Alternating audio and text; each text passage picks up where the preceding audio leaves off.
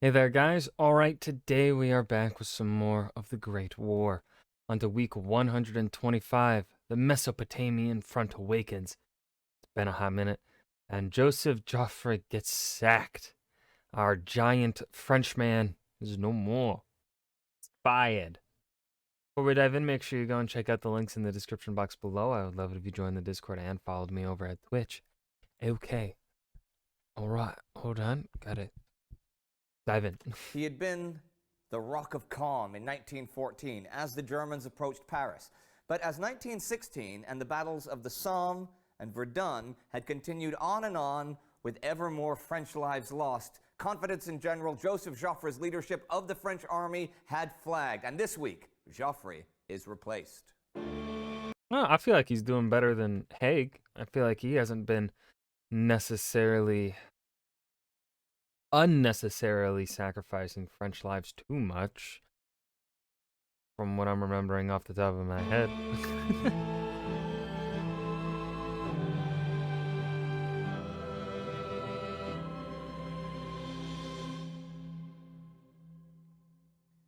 I'm Indy Nidell. Welcome to the Great War. Woo. Last week, Bucharest, the capital of Romania, fell to the Central Powers, and the Romanian Oh, they changed the color of Bulgaria. army retreated eastward after burning the oil fields. There were massacres of civilians by rival factions in Athens as Greece tried to remain neutral, though the British had declared a blockade and occupied Greek islands. There was political turmoil in Russia. Lloyd George became Britain's new prime minister, and in the Balkans, the city of Monastir was being shelled by the Bulgarians. There had been raids and counter-raids around Monastir for the past few weeks, actually, since the Allies had taken the city. But by this week, winter had really arrived, and operations were mostly suspended. Now, the casualties on the Macedonian front, when compared to those of, say, the Western or Eastern fronts, might seem trivial to some, but we're still talking about tens of thousands of human beings. Since August, the Serbs had taken 27,551 casualties. Damn. The French, 13,786. The Russians, 1,701. And the Italians, 342. The British had taken 5,048 casualties there, but had also suffered nearly 30,000 cases of malaria. Oh my and God. of those, over 20,000 had been evacuated. For the Central Powers, the Bulgarians had casualties Whoa. of around 52,000 men, and the Germans around 8,000. So that front went quiet, but another front we haven't heard from much lately flared into action. The Mesopotamian Front, which had been quiet all summer and fall. Well, quiet in terms of action. The Indian Labor Corps had been brought in to basically fix the Tigris River to make it ready for British action. They reclaimed land, dug navigation channels, and deepened harbors. Camps for troop reinforcements were built, as well as military hospitals and warehouses. They even built a special new steamboat specifically for Tigris conditions, with a shallow draft and capable of handling strong currents. These P-50 steamers had been arriving for weeks now and would prove invaluable. Railway lines were laid down where possible, and a metalled road with bridges over the hundreds of creeks was built from Basra up to the front. A repeat of the failure to relieve the army that had been forced to surrender at Kut al-Amara in the spring would not happen again. That was only back in the spring? It feels so much farther away than that. And military supplies were pouring in. Howitzers, machine guns, scouting aircraft, and ammunition by the ton. The 4 divisions of the Mesopotamian Expeditionary Force numbered 160,000 men. Lieutenant General Sir Stanley Maude was now in charge, but he had been given specific instructions by Chief of the British Imperial General Staff William Robertson to secure the oil fields, the pipelines, and the Basra region. Taking Baghdad was only mentioned with a stern warning that advances were not to be made unless sanctioned. But Maude wanted nothing less than total victory over the Ottomans in Mesopotamia. His first move came December 13th, 1916. He wasn't using any strategy much different from his predecessors on the Tigris, but this time he wasn't limited by floods and he was under no time constraints. He made a diversionary bombardment on Saniyat and a night march so his men were able to cross the Shat el Hai that fed into the Tigris on the west bank opposite Kut. Bombing missions on the Turkish steamer that set up pontoon bridges caused it to release its tows and scatter pontoons all over the Tigris. So now the Ottomans could no longer readily cross the river. Dun, dun, Things were dun. looking up for the British, but bad weather caused a suspension of activities for the rest of the month. But there was no suspension of activities in the political shakeups that had been going on for a couple of weeks. In Britain this week, Lord Grey resigned as Foreign Secretary and Lord Derby became the new That is such a British-looking man. Secretary of State for War. In Austria, Ernest von Kerber resigned as Premier after under 2 months on the job. And in France, there was even bigger news. General Robert Nivelle became the new Commander-in-Chief of the French Army, replacing General Joseph Joffre. Nivelle had organized the successful French creeping barrage and communications for the big counteroffensive at Verdun in October, and he was the new man of the hour. And the logical successor to Joffre, Generals de Castelnau and Foch, were passed over for the new hero. Even Nivelle's immediate superior, Philippe Pétain, was passed over. That was partly because the politicians knew of Pétain's contempt for them. He had once said of French President Raymond Poincaré, "Nobody was better placed than the president himself to be aware that France was neither led nor governed."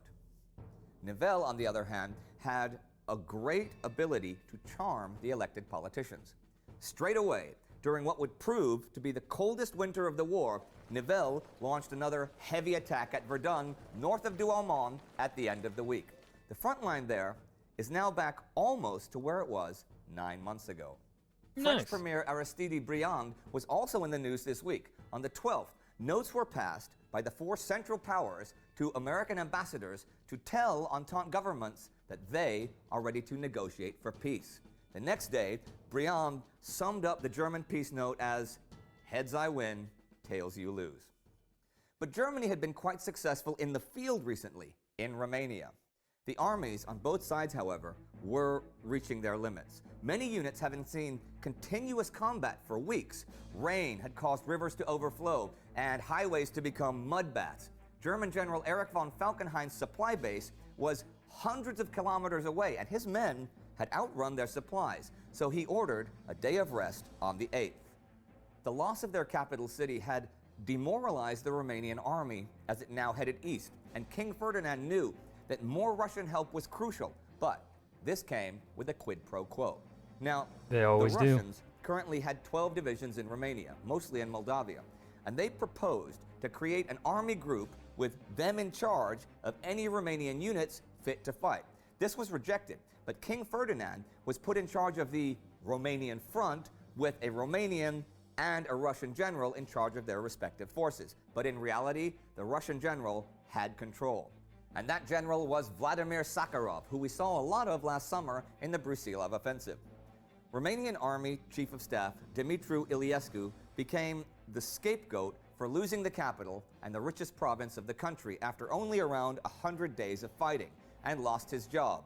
And Constantin Prezan, against his will, became the new Chief of Staff. And Falconheim was Wait. The man that became the new chief was like, "Nah, I don't want it. Too bad, you're getting it." on the move again the 9th. He cataloged what his men had done since beginning the crossing of Wallachia, which included taking 70,000 prisoners, Damn. 125 artillery pieces, Damn. 145 machine guns, Okay. and the capital city. Yeah. The total number of prisoners was now in the hundreds of thousands.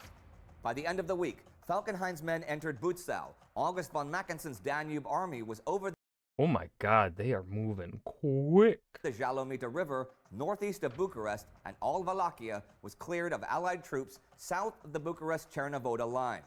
But the Germans were having serious problems. Oh, The roads were in such poor shape they were nearly impassable. Many were littered with horses' corpses and broken wagons. The drinking water gave most of the soldiers diarrhea. Discipline seriously eroded and looting took place. Falkenhayn knew the situation called for hard pursuit, but he kind of saw that his army didn't have the strength for it. So that was the guys advancing on the plains of Wallachia. In the foothills to the north, the Romanian defenses were more effective, and the Germans had to fight for every kilometer as they approached Butzau. And in northern Dobruja, between the Danube and the Black Sea, the Bulgarian Third Army was driving north. And we come to the end of the week. The Macedonian front goes quiet as the Mesopotamian comes to life after months of preparations. The Central Powers continue to advance in Romania, despite their exhaustion, and political shakeups dot the map of Europe. So, General Nivelle was now in charge of the French army. Joffre had been surpassed. All Pétain had organized and achieved at Verdun was overlooked. And the brash and fiery Nivelle would have his day. Nivelle spoke fluent English, which was good, and as I said, he was very popular with politicians, both French and British. And there's Okay, maybe he is the best choice. Sorry, Pétain. You're also a bit of a fascist piece of shit. no question that his organization of the creeping barrage in October was brilliant. But even over last summer, even just after he took command at Verdun, he was already being accused of wasting French lives. Oh. Perhaps all generals are accused of this occasionally. Yeah. But even though Nivelle was the public darling, those accusing voices had grown louder and louder as the year went on, and they would grow to a ringing crescendo in 1917.